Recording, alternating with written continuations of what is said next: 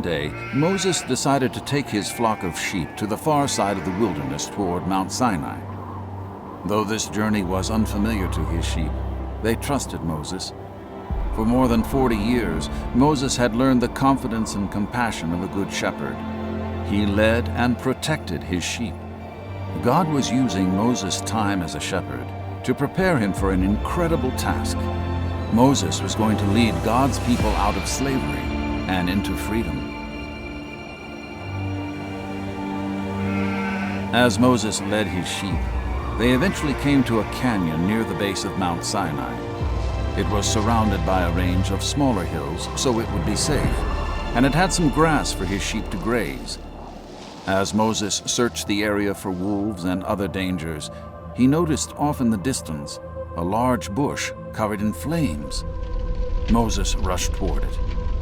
As he neared the bush, he could see that it was burning, but the fire did not destroy it. Alarmed and curious, Moses moved even closer. Suddenly a voice came from the bush. "Moses, Moses, do not come any closer.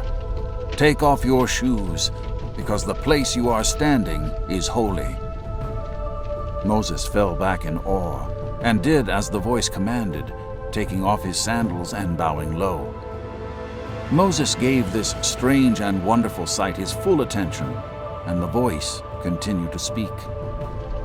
"I am the God of your fathers, the God of Abraham, the God of Isaac, and the God of Jacob." God speaking to me? Moses trembled and did not dare to look at him. The Lord God continued, "I have seen the sorrow of my people who are in bondage under Egypt's great power. I have heard their cry, and I am familiar with their pain. It is time for me to deliver them." Moses continued to listen as God spoke. "Get ready. I am sending you to Pharaoh to set my people free."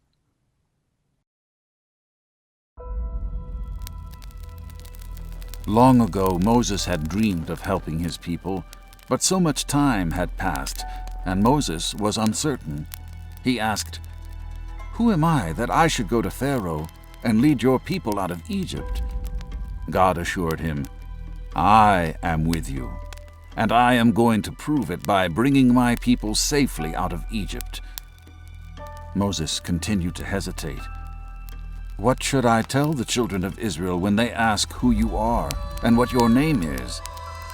God replied, "Tell them, I am who I am sends you." And he added, "Tell them that this will be my name forever." But Moses became afraid and wondered how he could do this.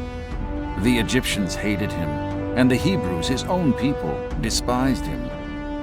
But God assured Moses that he would go with him. Still, Moses was afraid and asked, "But what if they don't believe me?" God answered, "Throw your staff onto the ground." Moses did as he was told, and it became a live snake. Then God ordered him to pick up the snake, and it became a staff again. God showed him another sign. "Put your hand in your cloak and pull it out." When he did, his hand was full of leprosy.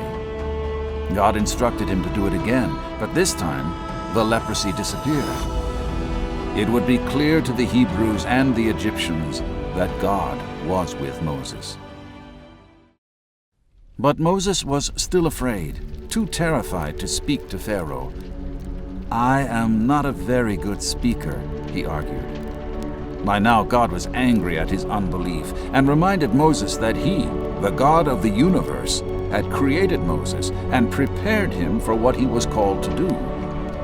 Even so, God assigned Aaron, Moses' brother, to be a spokesman and to support Moses in the days ahead.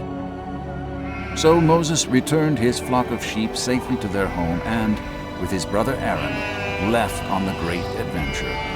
He would shepherd the people of Israel, deliver them out of the slavery of Egypt, and lead them safely to a land promised to them by God.